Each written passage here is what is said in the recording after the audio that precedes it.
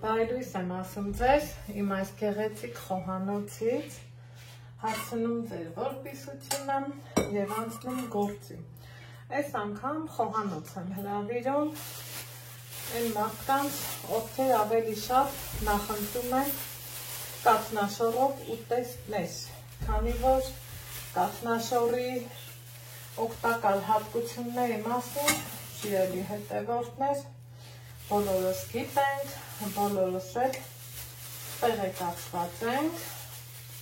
իսկ ինչպես պատրաստել կաթնաշոռ կարող եք գտնել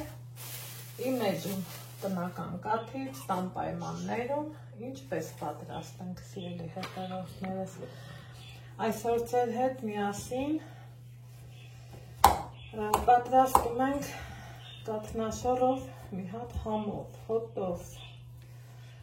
լավ ուտեստ, ով ոնց կնախընտրի, ով ոնց կանվանի։ Խանութից գնել եմ կաթնաշոռ, այս անգամ տան պատրաստած կաթնաշոռ չի, սիրելի հետևորդներս, բայց էլի լավ կաթնաշոռ ահա։ Ինչ եմ անում, մի 3-400 գրամի կարգի կաթնաշոռ եմ գնել, կոտրել եմ մեկ ծու, որ լավ տեսակ, պատառաքաղով երևի թե ավելի ճիշտ կլինի, ինչ եք կարծում։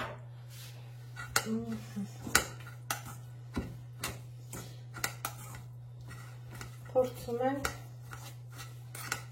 իմի բերել, այս գթալը ուզում եմ հանել։ Այս ուտեստը մեր տանը շատ-շատ ենք պատրաստել, ինքը երևի թե ավելի շատ ռուսական խոհանոցից եմ, պատրաստում ենք սիրնիկներ։ Կաթնաշոռը այսպես, լավ տեղին փորձում ենք մանրացնել, որ դառնա միասեռ զանգված։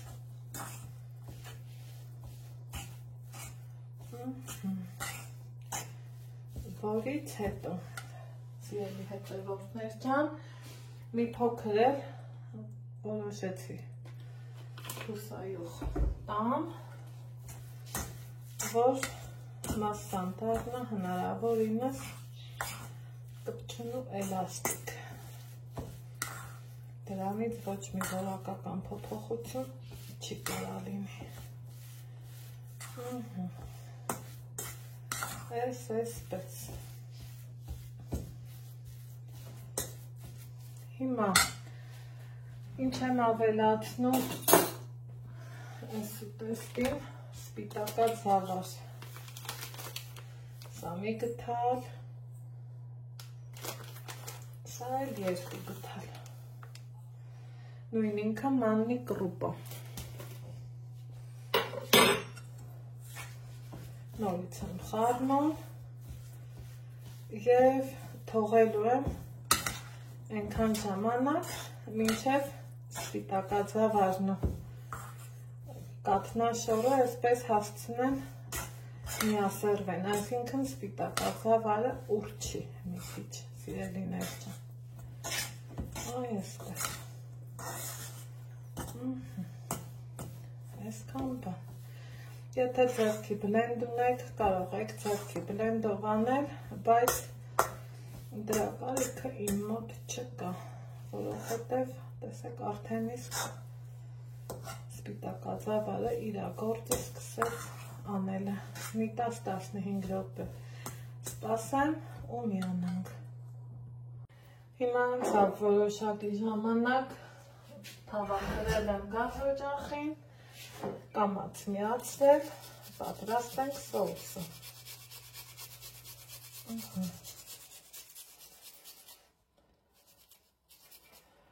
Միատանիք սխտոր կքերեմ, սիրելի հետևորդներս,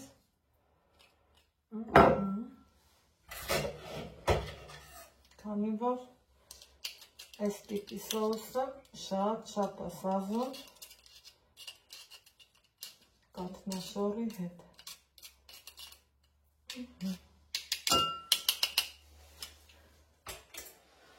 որից հետո կվերցնեմ թթվասեր,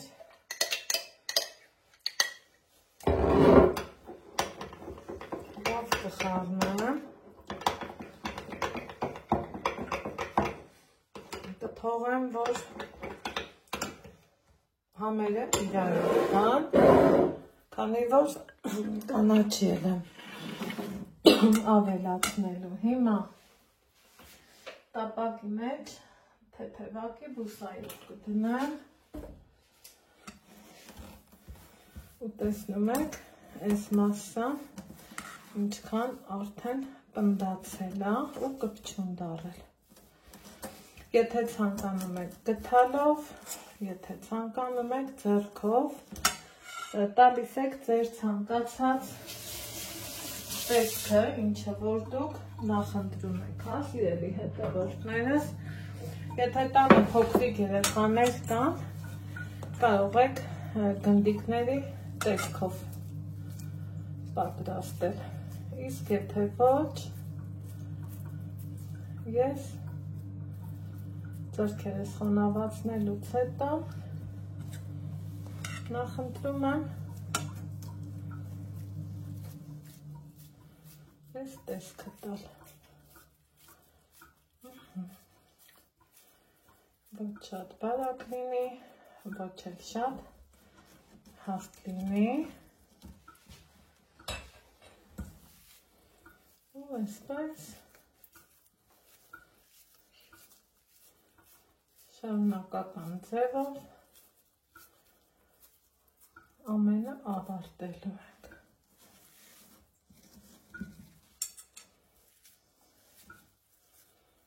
Այսպես։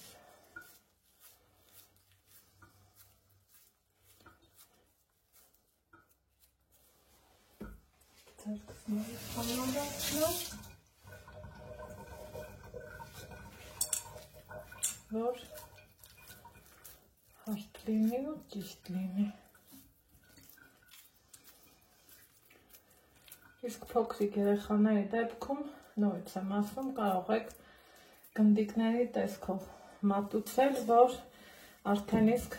տեսքը գայթակղիչ լինի և երեխաներին հետաքրքրի, հա, այս ինչ են ուտելու։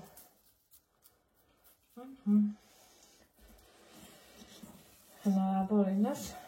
հարթ տեսք ենք տալիս մեր ուտեստին, այսպես։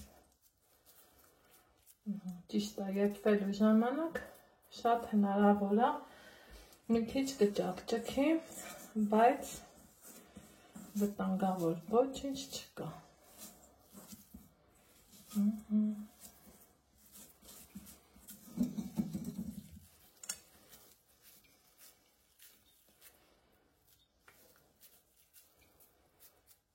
Այսպես։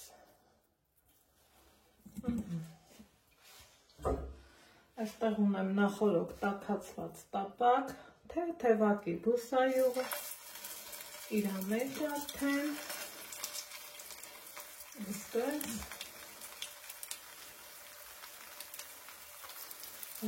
շարքով, կարգով, իրան և դասավորում ենք, և տեղավորում, բերանը ծածկում, ուղարկում մարմանդ կրակին, որ եփվի։ Սպասենք եփվի։ Ուրեմն սիրելի հետևորդներ ջան, այսպես մտքերով ընկած դրանց ուղղահեռել համուրիշ գործ եմ անում, եկել վայ, ախր չնկարահանեցի, սա էլ վերջին գործողությունը, որ ես արեցի, տեսեք ինչքան ինքը լավ է ստացվել, շատ ընտիրաստացվել, եկեք մի հատ համտեսանենք, հա, կանաչին դեռ չեմ էլ խառնել,